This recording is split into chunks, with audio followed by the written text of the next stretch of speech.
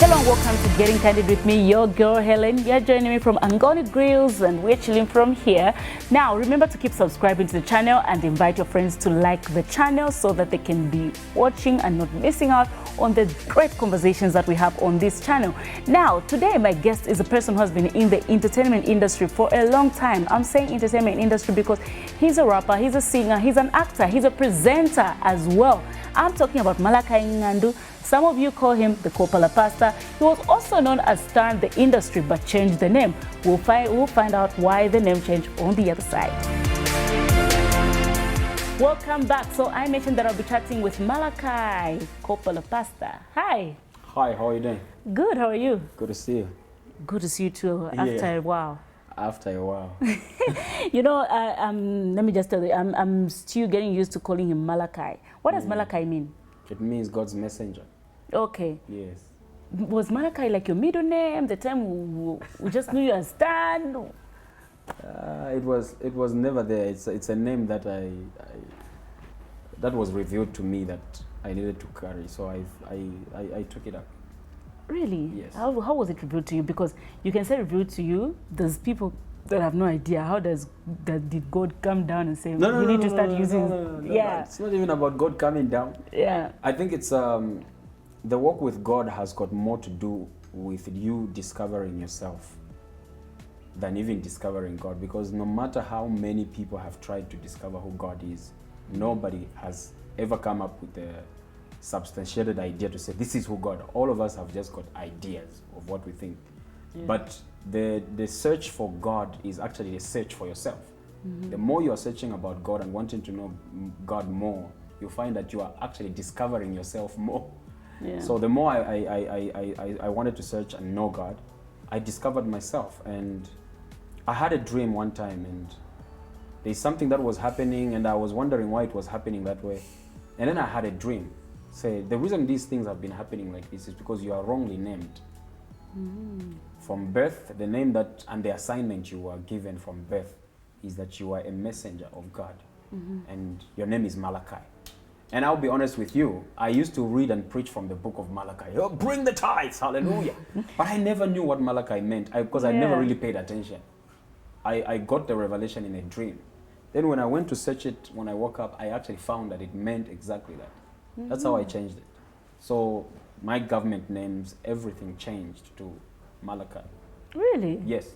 Oh, wow. You know, the first time I saw that, you're calling yourself Malachi, so I thought, maybe it was his silent middle name, then he decided to. That's interesting. And I don't know, I'm sure a lot of people have questions like, does that happen? I'm a Christian, and I do believe such things do happen. Mm. But you came on the scene as a gospel artist. Yes. A long time ago. Yeah. Yeah, a long time ago. What was that? There's a song that I really liked. There's, I think one of my famous songs was Fiancé Philapwa. Fiancé Philapwa? Yeah, back then. Yeah. Then you guys became a little bit like a trio, you lyricist and Mel B, you did a good song together. I think we did about 2 songs. Yeah. I can't remember those songs though. Yeah, I think there's we did one 2, I remember. Something like that, yeah. So something like that. Yeah, it was. I really enjoyed working with those guys. Yeah. Yeah. Okay, so now I just wanted to know, like, being a gospel artist. How did that start? Did it come from where you were raised, from a Christian home, and you were singing in church, and you decided to take it on? Actually, it was. I can't even say. I think it was just a lifestyle. You know, like I grew up in church, and I loved music. So the most normal thing for me to do then was just like, okay, I want to sing. Obviously, I'm going to be singing gospel. Yeah. So I started singing gospel because that's what I felt was the normal thing to do, because I was already a Christian. I have grown up in church, literally. Oh, yeah. Yeah, so it was easy. Okay. Now, there's a time you started presenting Born and Bred. Yes. And then during that period, that's the period you switched to secular. What happened?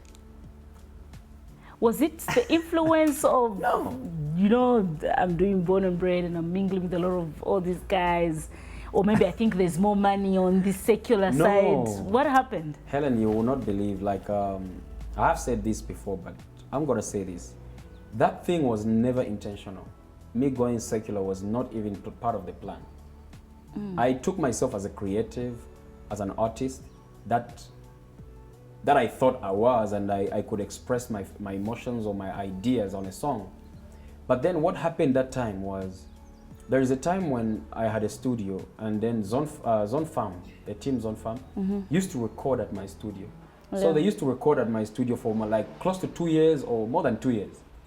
So one time Roxa had J-Rox had a song. He was like making a beat, and it was like, Stan, I've got this idea. I think you can kill it.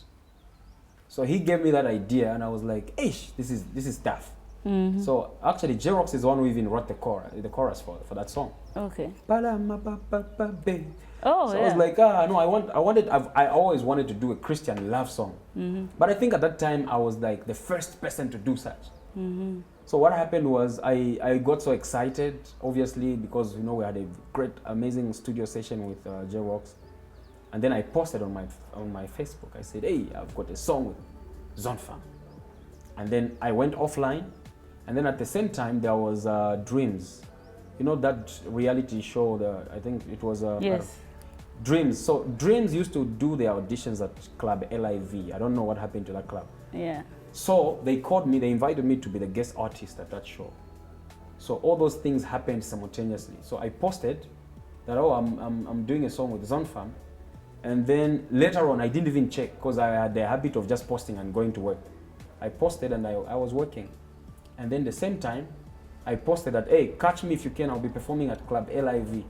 I don't know how naive I was. You didn't think about it? I didn't think about, for me it was just like, I'm going for talent search, and I'm the guest artist. Not knowing that people misunderstood. They thought I was actually going there to perform to a club, like a club. Yeah. Not knowing that it was just a talent show. So I left and went for that event. And then Towela Kaira was auditioning, I think, also for that. So when I was done performing, I was sitting, and then she comes to me and said, bro, do you know what's happening online? I'm like, what? I went to check Hellen. I found there was a page at Z Gossip. It had posted that Stan has backslidden. He's now doing secular music. And the time I was checking it, it was over 4,000 comments, and people were just saying the most nasty things about me. And I was shocked. So I went to my account, and I wanted to update to say, hey, please, it's a misunderstanding. I have not backslidden. This is the thing. The moment I just posted it, and people came on my wall, and they insulted me, and they showed all sorts of hatred, and told me, we always knew that you are not rooted in Christ. We knew that you would backslide. And what? So Mr. Owas told me, you were Stan, just take down all these things. It will not help. So I managed to take down that post. But I was really itching to say something. To explain, yeah. A week later, I said, okay, this is the official statement. I'm still a servant of God. I'm still serving God. Say, we don't even want to hear anything from you. And they went ahead and shouted again. And I remember Ebo Chungu came, tried to defend me, but it was just one man against a lot of people. Yeah. So I got to a place where, Hellen, I stayed for a long time. I had no bookings whatsoever anywhere. I was just there because I was a gospel artist that was misunderstood to be a secular artist who I had not yet become. So I was just there. Nobody knows where to put you. Yeah. And then eventually, I think Zone Farm guys came and encouraged me, hey, bro, it doesn't matter. Let's release the song. It's a good song. We released that song. And my God, it just shot up to the top of charts on different radio stations. It was just topping charts. And I started receiving phone calls. Can you come and perform? I said, hey. Let me make money. Let me make money. Yeah. That's how that thing happened. And eventually I got that backlash to say, hey, how have you stopped? But it just lasted a few months later, a few years. And before I knew it, I was already making headways and I was making some good money. So I was like, no, let me feed myself, man. That's what happened that time. It was not really intentional. Serious? But then you went on, you released 2 albums. Yes. 2 secular albums, right? Yes. And aren't you the only artist I've seen releasing two albums at a go? Yes, because the time I was doing it, in Zambia, we've got a habit where we see somebody do something for the first time, and then we don't want to acknowledge. I was one of the first. I didn't know anybody as at the time I was doing it. I released an R&B album and a hip hop traditional album. Yeah, I Nothing remember. like that has ever been done in this country. And they were good albums. And they were good albums, and both got nominated for the ZMAs. And I was there. And you know, Helen, what happened was, I was a gospel artist for a long time. I had no impact whatsoever. I tried. I think from like 2004 to 2012, that's when people said, hey, he's gone. And then 2013, I started working. 2013, I only did secular music, as they call it, for 1 year, 8 months. And then I created the impact for STEM, the industry, that even up to today, people have not forgotten. Yeah. So I was thinking, being a gospel artist, was it really working against me? Because it's like when I went secular, I was just flying. I know people will try to say, no, it's because the devil wanted to elevate you. No, it's not the devil. There's a system in the secular world, and a certain support that is in the secular that hardly exists in the gospel. What are you doing about it? Because you're not the first person to say that. I know Amy Roots, the guy who did Moffat. Yes. He posted something, because he's now gospel. Oh, yes. But he said, I don't know who went gospel and then went back, and then people were attacking them. Wow. And then he was like, gospel artists, you shouldn't be rushing to attack people when they backslide, because I was a secular artist and now I'm a gospel artist. It's lonely being a gospel artist. It is. Than it was being a secular artist. It is. Which is sad, because it's supposed to be the other way around, I think. It's supposed to be the other way around. It's just like the same thing with the church. The church is supposed to be the place of comfort, Yeah. but it's a place of hatred. It's a place of too much negativity. Sometimes the more time you spend with the church, the more people even backslide. Yeah. It's sort of unfair. That's very true. Yeah, it's unfair to say, and even me, I don't like it to say it, but there are times when I have felt really loved and protected by people in the world than people in church. So now, And it's sad. that brings me to a question. You know, when you were talking about being attacked, I saw your recent post when you were talking about how you launched your EP at 1903. Yes. And then people were like, At the club. At a club. How does a pastor go and launch his EP at a club? Yes. Some even give me an example. Yes. Yeah, I hope you people understand what that means. Like, you don't know where you want to Where be. you want to be. Do you want to be a Christian? Do you want to be a gospel artist or a secular artist? I saw those comments, and now brings me back to that question. Why did you choose the club? 1903 is not a club. It's a cafe. So a cafe is not a club. So a cafe is that 1903 is a cafe that is also a live music venue. There is already staged music, live music that is always there. So why I chose that place is because people sometimes want to say, no, you are pursuing the world. And I don't refuse, I am. You know why I don't refuse? Because I'm wondering why you as a Christian, you are not pursuing the world, because that's what Jesus said. He said, go ye into the world. He didn't say go into the church. He said, go ye into the world. So I looked at my project, Now or Never, and the artwork has got a message of love. And then the message, they say, now or never. I was trying to tell people to say, the time to show love is now, or you'll never show it. So what is the perfect place to launch such an EP? Is in a place which has got nothing to do with any church, but just people coming together, and then I preach to those people. And that's what I did, and I achieved it so well. The owner, manager for that place was so blown that I'm a gospel artist, and the show that I put up there was something worthy or class of, it was a world class kind of event. And then he was shocked, you're actually a pastor. It didn't feel like that, but the people that were there could feel the vibe that this guy is so passionate about what he's telling us. People try to attack me, but when they listen to all the music I do, listen to even the one that they call secular, I can play you Zimandola here. Zimandola lelo. If I play that song, I tell you to say, tell me any sexual violence or sexual scenes or lyrics from there, you will never find them. So I'm thinking, somebody was saying, like, if you were going to launch an EP in such a place. Yes. I, the person who is attending, and I'm thinking I want this music to speak to me. But I love my alcohol, and then I'm seeing alcohol on the side, then I start drinking, I'll lose it. Yeah. Like you are singing gospel and I'm drinking while you're performing at the launching your EP. Does that serve the purpose? For me, it does. The Bible says, John chapter 1, I think it should be verse 4, says, the light shined in darkness, and darkness could not understand it. Already the Bible constantly tells us to go into the world. I am not scared. I am not a person that is apologetic about what I do, because I have a revelation and I know that what I'm doing is actually biblical. What was the light doing in the darkness? Because darkness is representative of what? Evil. So light shined in evil, and evil was marveled. It was just shocked, like, what is this light doing? And that's what I'm doing. That's what I'm doing. I thank God that finally Christians have embraced me. But it was not like that at first. Most Christians could not invite me to perform in their churches. Most Christians never wanted me in their events. But then by the grace of God, God has given me the heart for youths. And the numbers are massive when everywhere I appear. Now the numbers are great and youths resonate with me.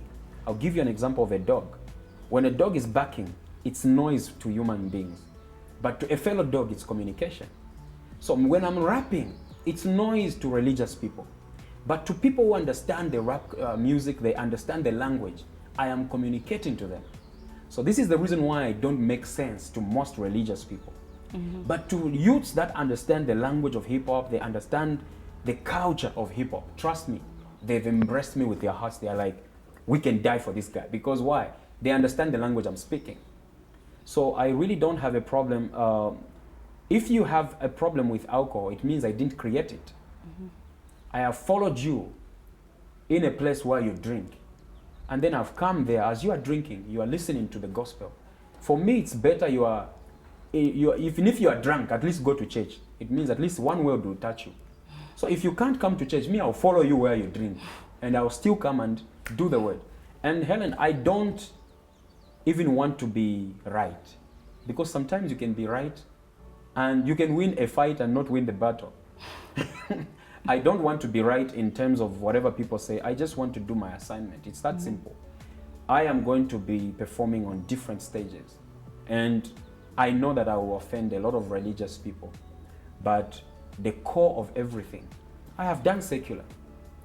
And it's so easy for me to bounce back and say, hey, I'm doing secular. And how did you, what moved you? You didn't even tell us. What made you go back to gospel? I didn't even go back to gospel. You know what happened when I was doing secular music? I had an encounter where God called me into being a pastor. And then so I became a pastor. I completely stopped music. You stopped me. I remember telling us that I'm done. I'm done, and I was done. Yeah. And I went to Bible school, did whatever I had to do, and I was serving as a pastor. And then I looked at the people, our own youths right now, the role models. Look at what you've been doing. How many people, young girls, are going on social media and saying, Helen, you inspire me? Very few. But then you look at the socialites and the life that they portray, and young girls will go there and say, I just want to be like you. Be like who? So you can just be sleeping with men to make money? Is that the kind of inspiration we want to create out there? Yeah. So when I looked at that, I said, you know what, the world out there needs role models that are standing on the Bible, on the Word of God, role models that are standing and faithful to their wives, role models that are going to preach. But even as they are preaching, it's not everything that has Jesus that is Christian. So I said, I told youths, please do this. They failed to do it. I started doing it myself. And this is why I'm doing the music I do, because I can't even imagine how many people I won to Jesus this year alone, compared to the 7 years I was in Suits. Yeah. Every time in Suits, as a prophet, as a pastor, I can't compare the souls I've led to Christ. This year alone, 2022, a lot of people. So that's the reason why I do what I do, and I don't apologize for it. Okay. I'm anointed differently. I wanted to say that you are a very different pastor for Zambia. We see this with pastors from the US, colored hair. Like I said, it's not even about America. It's just, if you go to the book of Revelation, Jesus' hair was white as wool. White as wool, you know. That's not gray hair. It's not gray hair. It's the Bible says white. White. Oh, as yeah. wool. Okay, you know, you could bring all those things, but here's the thing. Like I said, the people that we are ministering to, the people that I rap for, me, I accept. I am both a minister, I am a performer, I am an entertainer. Because Christians frown on entertainment. They say, no, it's evil. No, entertainment is not evil. It is a tool. Entertainment is a tool that the devil has used successfully to even get people who love God to even backslide. You will be so foolish if you are seeing your friend using a tool and it's working for them. And you just say, no, us, we don't want to use that tool. No, no, no. Me, I use entertainment. And I am winning people to Christ. Young people, when I just begin to tongue twist and I begin, all those things when I do them, is to draw their attention. When somebody's attention is on me, now when I tell them to say, no, no, no, I actually don't drink. Oh, I actually love my wife. I don't cheat on my wife. Oh, this is not the way I live my life. Yeah. Because I have Jesus. Big man, serious? I'm like, no, no, no. Don't come to my church. Because this time I'm not church hungry. I am kingdom hungry. Okay. You have a church here in Lusaka? No, not yet. I just do online services here. Okay. But on the Copper Belt, it's intact. It's running. Nice. You left other people in charge? Not other people. My pastor that I trained, ordained, I left him there, and the Lord has blessed us. We've got our own church plot where we are building our church. So it's growing there. But me here, I just told my pastor, say, Sonny, do the job. Me, I'm going for the world. Okay, so you know when I'm talking to you, and I've seen how personally I've seen how hardworking you are, because I remember even when you released those 2 albums at the Go, we were surprised, and they were very good albums, both of them. What do you think about Zambian music and the work ethics? Do you think there's something that people don't do that is limiting the growth of the Zambian music industry? Yeah, yes and no. So yes, in the sense that the time at which we should be breaking through is delayed by the ethics that we as artists have. Let me give you an example. If it's gonna take you 3 weeks to do a feature, that should have taken you 1 hour. Tell me who you are delaying. It's yourself. Lil Wayne is so big an artist, and yet when a feature is sent to him, because if you talk about me, you say, the Kopala Pastor, you're not maybe as big. Leave me alone. Let's talk about Lil Wayne. Lil Wayne takes about 2 hours to do a feature. Like he moves with a studio. You send a feature, they just tell him, oh, this guy wants a feature, it's paid for. The guy goes to the studio, writes, and he delivers it within 1 hour, 30 minutes or 2 hours. That's Lil Wayne. And you are an artist in Zambia with less than 5 million followers. Because there's no artist who's got more than 1 million, 0.5, or even 1.5 million followers. All of us are just there, you know what I'm saying? And then you can take 4 months, you've never done a feature.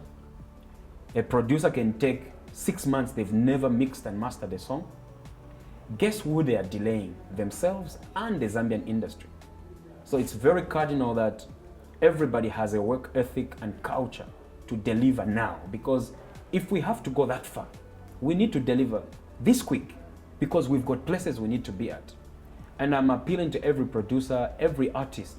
If we have to up the game in this industry, we need to change the way we work. You can't be mixing one song for 3 months. What kind of mixing are you doing? And then you release the song and it's still badly mixed. It's still, there's no perfect. There's nothing perfect about it. So why were you taking all the time? For me, I would rather release something, work on it, and then somebody gives me feedback. I'm Dala. Maybe this thing was not okay. Then I can have enough time to go back, fix those things, and give them a product. I feel like most Zambian artists, we need to change the way we work, the time at which we work. It has to change. Do you think Sampa the Great is doing that? I have not really studied her, but I feel Sampa the Great has got a great team. That's what I honestly think. I would lie if I tell you to say I think she's doing, because I've never really delved into her music or delved into her lifestyle to really know what she does. But on the surface, I endorse what she's doing. Because for me, Sampa the Great is a message to all of us Zambian artists to say you can decide not to fit in and still blow. That's true. And that's what I'm doing. I'm not fitting into the gospel industry. I'm not fitting into the secular. I'm just an artist. Accept me the way I come. You posted something interesting about awards. You know, we were just coming from a week where it was like we had different awards, and obviously the backlash, people complained, people were celebrating. Then you talked about something to, I don't know if it was to encourage other artists as well, to say don't place your value on awards. Just tell us where that came from. So that thing came from my fans constantly kept coming to my comment section and inbox. Yeah. And they were telling me, no, but why didn't they nominate you? Yeah, you are the hardest hip hop artist we are having now. You know, why aren't you in these awards? And I was ignoring it. I was just like, I'm sure, but it kept on coming. So now when I started posting, maybe I do a video or I'm performing live, because I am a huge fan of performing live music now. So I have a band. So I would post a video maybe at an event, and people would be like, Ish, the next awards you must be nominated. So I noticed, I say, hey, my fans don't understand me. Yeah. So I felt the need to address that, to say, hey, to all the people that support me and those people that I'm so grateful, but please do not be disappointed when you don't see me in any award ceremony or show, because my greatest award is your support. Your support. Like, my page itself has grown so much in less than a year that I could not do it in more than 7 years. It's because that's how much support my fans are giving me. I wanted them to understand that I am not really fascinated about awards. And honestly, I am not a bitter person. I am just not fascinated about awards.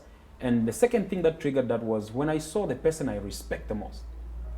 I saw them sound so bitter. They sounded really bitter. Okay. I looked at, it's Nasty D. I respect Nasty D like with my heart. Because for me, he's a legend. Yeah. And he posted something, and it was, the taste was like bitter. It really sounded like, my big man sounds bitter. Then I looked at Michael Zulu, you know, and these are people that I respect. Yeah. And Sister D, they issued statements. I love to look at those, and then I saw it. They sound a bit bitter, you know what I'm saying? When I saw that, I felt the need to talk about the awards. Because awards have got that thing where they don't leave everyone happy. It's not possible. Some guy will win, he will be very happy. The guy who will lose will be sad. And it's the same thing everywhere in the world, Helen. From the States, from South Africa, from here, it's the same thing. So when people begin to focus too much on awards, it's like you're now seeking for public validation. If you've said, I'm going to do an album this year, and you don't do an album, it means you have failed. But then the singles you released, if they were nominated and you are given an award, you feel like you succeeded. No, you're a failure. Because the goal that you set for yourself, you failed to achieve it. And for me, that's a thing. I could say a whole lot of things. I know there was that thing of people, I say, no, they were emotionally voting. And then people forgot that when they were telling people that they were emotionally voting, they also forgot that even them, they were emotionally responding to the emotionally voting. Everyone had emotions. But also what happened with Your Maps is a great teaching for us as artists. I grew up in a family where anything you did had repercussions. If you did a good thing, you are rewarded. If you did a bad thing, you had to pay for it. And it's so unfortunate that we still have people who think whatever they do is inconsequential to their life. They can do and say whatever, and it can just go. I feel like people should be answerable. Am I saying I'm happy? No, I'm a fan. I love what Your Maps is doing.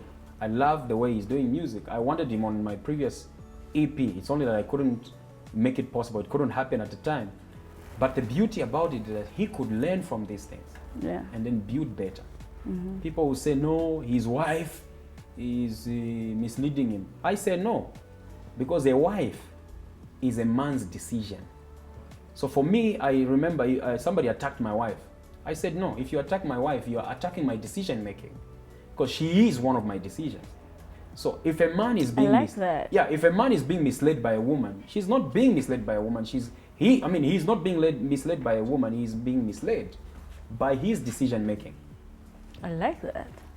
the decisions you make, they've got repercussions. You can't just do things and think they're inconsequential. I can just do whatever. No, nobody is above that. Yeah. We are all answerable for whatever actions we do. And because I watched the entire 35 minutes of their video where they were telling and speaking to their fans, I really couldn't believe some things. Like the truth has to be told. Yeah. And if we love your maps, we must be able to tell him the truth. To say such level of number one unprofessionalism and bringing your family affairs on social media, how much flamboyant you are as an artist and cars you drive. I know artists who drive better cars. I know artists that if I showed you, in fact, most of you don't even know the kind of houses they've built. One of them is Chef 187. These things were happening like 8 years ago, man. Yeah. This is not a boy that has got a house like we're talking about story buildings, like an upstairs house. People have those houses and have you ever heard anything like that? No. You will never hear anything No like that idea. because people are making money and then we are quiet. We are not all about coming to show you to say, me, I drive better cars. No, it's not about that. So I know people in the industry that make more money than your maps. Ariel, do you know how much money he makes just from the streams? The other time he was laughing and said, they're getting $3,000. Ariel was getting more than $5,000 in a month and he's not known in Zambia. Yeah. Because there are many ways you could make money on streams. So the thing we are trying to teach to everybody, and me as a pastor and as an artist, I want to see his career go far. He is one person that we can export. But with that kind of attitude, when we are just here in the peripheries of success, we have not even jumped to South Africa, man. And we already have that attitude. How do we survive when we've been booked for $500,000 US? Yeah. Your booking is only less than 40,000 kwacha, man. You can't be that vocal. Yeah. And me, because I have a vision that I have to sell out as an international artist, when I see somebody who's got potential like your maps, I get disappointed because I know he can be better. And then when he's getting excited over 35,000 kwacha, I'm like, I can't believe this. Yeah, 35 kwacha is getting you that excited, man. So we need to speak to these people. And why am I using this platform? It's because you can't reach some of these people and tell them. They'll tell you, what have you achieved than me? Yeah. But I've been in the industry when you are still in your diapers. I have seen people rise and fall in this game. Helen, I've been in this game long enough. I know. And I thank God that I have not blown to the point where everybody knows me, because I had a lot of mistakes to learn. Yeah. I made mistakes like that. Like what? Like which ones? Like the mistakes where I felt I could say anything. I could do anything. I have done that mistake before. I have done that where I just went, you can't tell me what to do. I'll do what I want. No, it doesn't work like that in this industry. Yeah. In this industry, we've got our clients who are the fans. Most of the things we do are for our fans. We do what they want. Yeah. So you cannot disrespect the fans. And then when they decide to support another person, then you take it personally. No, we can't do that. So awards will get people discouraged. Awards will get people... For me, I'm not hungry for awards. There's some awards I was nominated for Gospel Awards. I was nominated for Best Gospel Hip Hop Song of the Year. And Helen, those people didn't invite me For the actual event. Oh. And then I made a follow-up. I called them. I said, hey, you guys, you nominated me, but I have not received an invitation. Yeah. And they said, who is this? I said, I'm the Kopala Pastor. Okay, which category are you nominated in? I'm like, okay. How did they nominate you? So, it tells me to say, you know what, these things, you can't really focus on that. Yeah. We have visions. We should have visions to achieve, and not, awards should not lead us. We're watching Eminem complaining about the Grammys. Yeah, we're just watching before the show started. Before the show. And this is Eminem. Yeah. And for me, can I say this, Helen? I hope you will not edit it out. No. Sometimes people are just making a show. Yeah. We need to accept that people are making a show and they need to make money. When you are going on their website and you are voting, they're using those stats. Money. No, not really directly giving them money, but they're using those stats to show would-be sponsors to say, this is the traffic we have on our website. We are not dumb. This is how much people are coming to our website. So website people now, companies can pay them for their website, and then they give you text these numbers, and your website is down. Text to this number. They are making money from that, and then they use our faces. Oh, the Kopala Pastor is going to be at this show, and then you, our fans, are going there because you're thinking the Kopala Pastor is going to be there. Yeah. And they are charging you. It's all business. So if you're going to use my name, at least respect my art. Yeah. Because some people that win awards, they win awards based on popularity and not based on the art.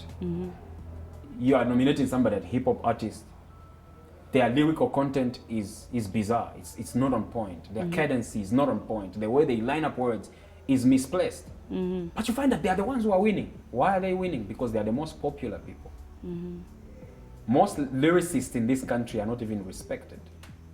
Like the real ones. The real ones are not even... they are not Give me an example of one rapper you feel like deserves to be somewhere. Like Tim. Oh yeah, Tim is a genius. Tim I think is a genius, and we give him attention. I just pray and hope he can give us consistency. You know, just consistently releasing stuff. There is one person that I validate, even when he's popular, I even endorse and say this guy deserves to be there. And it's not because he's a friend, it's Chef. Yeah. Chef. Why did I know you're going to say Chef? Because you know what, I'm amazed sometimes when I look at his creativity. Yeah. And I am also his producer because I produce some of his songs. Yeah. Sometimes you sit with this guy, and I'm a very strong lyricist. Yeah. I have written 5 albums in 2 months before. What do? You just think music? You're just thinking music? For me, my mind is just there. When I just say I'm alone and I can write, I can write. So when I'm referring to another lyricist, you should know that I'm not joking. One of my favorite songs from those albums, Yes. the secular ones, is the one you did with Chef. Dimuveleve. Oh, love that song. I actually sampled Chef on that song. So I think Chef is one guy that is popular, that really, I know when he's putting down his pen game is on point. Cool. But there are some people that you can say, Imwe. But truthfully, the hip-hop industry is really been doing great. Yeah. Yeah. You give us a freestyle at the end of the interview. Yeah, How's your wife? She's doing great. She's amazing. She's so beautiful. How long have you guys been together? We've been married for now 5 years. We're going to 6 years now. You that time you were getting married, you already Pastor Malachi, right? Yeah, I was already a pastor. You were a pastor. Oh, okay. So she was good to go with a pastor.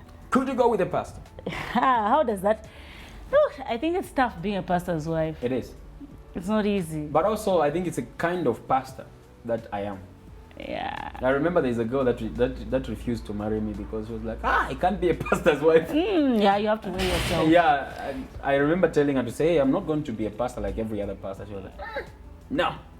So I ended up, it didn't work, and I met my wife, and I had to tell her, hey, babe, I'm a pastor, this is the thing, and then are you ready to roll? Yeah. My wife was like, yeah, I want this handsome guy. Okay, so before we close, there's something that you really posted about you and your wife that touched me. You know how I wanted you to talk about this because it happens to a lot of people. When they get married, everyone's just asking kids, without being like, firstly, it's none of your business whether we want to have children or not, whether we want to have children in the future, but also you just don't know what people are actually going through. Exactly. So you shared your story. Just tell us about it, just summarize it like quickly. When we got married, we were like, we took time to take in because we had so much to deal with. Yeah. Also because of pressure. People tell you, we want a wedding, that they are not willing to sponsor. So we had a wedding, and I ended up spending so much, and then I ended up being in debt. So the whole first year of our marriage, I told my wife to say, hey babe, I am stressed. Can we work towards, taking down some of these debts? And so we agreed to say we are not going to have a kid that year. So we were really focusing on working hard and paying people off and whatever. And then people started talking, a prophet. And being a man of God, that should be hard. Yeah, it is. Yeah. So it was like, no, we'll take our time. So the following year, because I got married in 2018, my wife took in because we decided, okay, fine, let's have a child. So we decided, and she was pregnant. And then we didn't know. We didn't know until later on, like I think 4 or 5 months later. Wow. You know, she was just getting sick and blah, blah, blah. So we were not sure. So we went to the hospitals and what, they did whatever. Told them, you guys do a test. But eventually we got to know that, oh, she was pregnant, and we were excited. Oh my God, this is I'm gonna be a dad. Obviously I was happy. So I think going into the sixth month, complications started. Like she was just having pain and whatnot, and we would go to the clinics for antenatal and just make sure everything was fine. This other time we just wake up and we go to the hospital. We went for a checkup for antenatal, and then we were told, this is an emergency. Emergency! And then went to the hospital, and in a short space of time, like my wife was in a very critical condition. And then the unfortunate thing that happened was, because the baby was bigger, an ectopic pregnancy is where the baby is like in a fallopian tube. Yeah.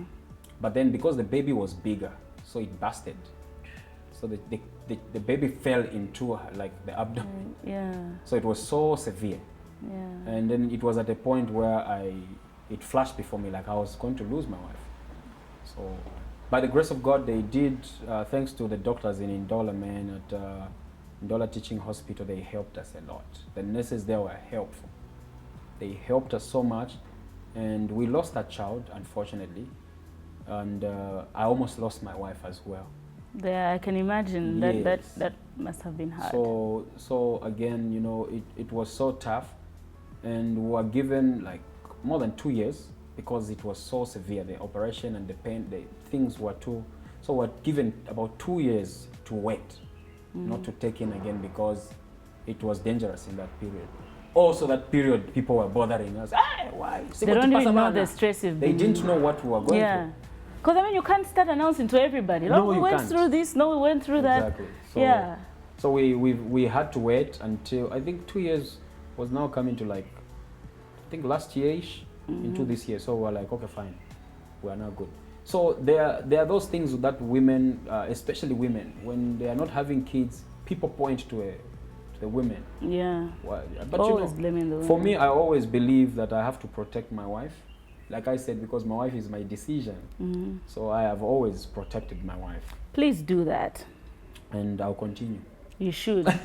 I mean, I get pissed when I see people, even on social media, they see a celebrity who's been married and they're going like, up to now, like, guys, you don't know. Like, okay, if they decide to not have children, how is that your business? It's none of your business. It's none of your business. You're not going to be giving them money to buy diapers or whatever the child needs. So just sit and do your thing. So, but I'm wishing you guys all the best. Thank you. And you have a new EP out. It's called Now or Never. I love it. The features are so good. much. Yeah. The features are good. Yeah. Thank you so much. You had so many features. Yeah, did I? The Chef. Drifter Trek. Yeah. Michael Brown. Danny TSG. Yeah, I did. You I had did. You did. I listened to it, and it's 10 songs, eh? Yeah, 10 songs. 10 songs, yeah. And then people were saying, how can an EP have 10 songs? So there is 2 ways to measure up an EP. The first one, which is the most common one people know, is by songs. Yeah. Like an EP is supposed to have 6 songs. But also, you could have 8 songs or 10 songs, but the entire play for all those songs must be less than 30 minutes. Oh, I didn't know about that. Exactly. So when it is less than 30 minutes, it's still an EP. Because those songs, you find that some are 1 minute, some are maybe 2 minutes, some are 1 minute 30 seconds. Now it makes sense why I listened to your album, and before I know it, I was back on song number 1. Number 1, because it was too short. Yes. Because that's an EP. Yeah. And and then from 30 minutes to 45 minutes, it's an LP, long play. And then from 45 minutes to 1 hour and more, it's an album. Oh, okay. That's a lesson right there. Exactly. So, you know, people sometimes were coming making fun of me. Mozambia, EP in number 10 songs. I'm like, yo, guys, I'm not so down. So, yeah, the EP is out. It's already on all streaming platforms. It's called Now or Never. Now or Never, stream it. I really love it. The album makes sense. Then you did God Did. God did cover, yes. A cover with you and Ariel. Yeah. Very, very nice. Thank you so much. Very nice, and the combination of you and Ariel was good. But now I've noticed that you've just become more of a lyricist than you were, because you were singing before. Exactly. For those that didn't know. Because I think when you were singing back then, yes. I didn't even know you could rap. Until one day you surprised us that you could rap. I'm like, oh, so he can rap and sing. But it's like your singing is packed somewhere. Is it ever going to come out of the bag? Maybe it will. I think I'm one person who is a fan of evaluation. Okay. I always evaluate what I'm doing. So when I do something, I sit down and say, okay, fine, how is it working in this month? So I had been singing for a long time. And when I started rapping in 2013, not really started, but when I really took it out, like, oh, you guys, I actually rap. I was more in the background writing songs for other rappers. Okay. So when I actually said, okay, fine, let me do it. And that's the time I released 2 albums, one which was an R&B album and the other one a rap album. Yeah. And it's the rap album that got the attention more than the singing. Okay. So for me, it was communication enough to say, this thing is resonating with the people. And then when I do rap, I get bookings, I get inquiries. When I sing, I get praises. Umaimba iwe. It ends there. But when I rap, I release a song and I'm rapping. By the time it's 2 hours later, you find that somebody is booking me already. We love what you're doing and we want you to come and minister, or we want you to come and perform and what. So I'm looking at what's working. So I am going to be singing, but I think I have even become a very huge fan of my hip hop. That the singing is not... the singing,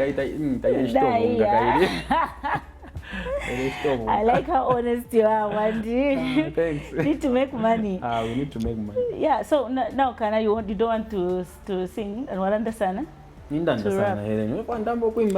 15 seconds. For what? For a singing? Rap. Okay, rap. Freestyle, anything. I'm back like I never left. World class and I hope you can handle this. Just looking at the grass I am leveling. Whenever they see me pass it, they trembling. Went for the killing, I'm a villain. I'm a feeling, fending for the feeling. I'm a villain, hated for the ceiling. I'm a villain, kwatifya, pade fyo. Atinali bapapusha na pona ngevomba boom boom. Chadi basholo kota kumutima ti kum kum. Elole sa ponya ti kum kum. No kubasha veka na katundu. Eko mwafunya nebole sa shakalabe. Shatalile mona ponke kalamu kalale. That's why to you alone I'm living up. With my hands in the air, I'm praising up. Listen, ini bedi mopatu bedi nebon kapada ukapaka mumpale. Sana mina kuba pada ukifya bunangani nebo na dide kapa mulu muntwale. Sana katali monge chwacha ka unsekete nishta mumona twali kuntwale. Shipala bikabalya bena ba imona mapipindo kufina no kumeka ngenkwale. You see, you are refusing. There you go. You went in. Thank you so much, Stan. So you said people can stream your album where? On all streaming platforms. Yeah. They just search for the Kopala Pastor. And there is a reason why I say the Kopala Pastor. Yeah, not Kopala Pastor. When you say Kopala Pastor, you are saying a pastor based on the Copper Belt. Oh, when you say the Kopala Pastor, it means a pastor from the Copper Belt. Oh, okay. So when you come, why? You just call yourself a Kopala Pastor. No. TKP. TKP is speaking right here, the Kopala Pastor, guys. So stream that album. I personally love it. I think you guys can love it. This interview was very refreshing. It was so honest. I liked everything about it. Thank you so much for coming through, Malakai. Thank you so much, and thank you so much to the team. I think I'm looking beautiful, man. Thank you, Helen, for hosting me. Sure, you're welcome. Thank you, guys, and bye-bye. Keep subscribing to the channel.